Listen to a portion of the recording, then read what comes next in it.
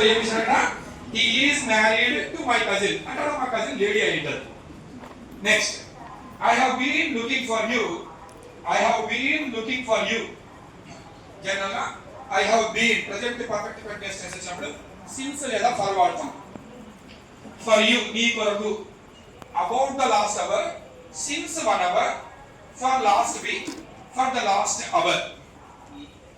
About the last hour I have been looking for you.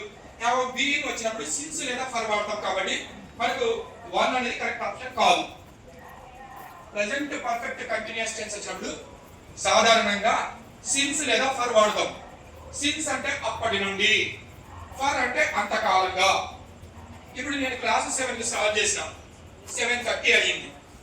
since 7 PM అనాల. Start అయిన point కు since ఎంతసేపు అయ్యింది అని చెప్పడానికి for 30 minutes. Class since 7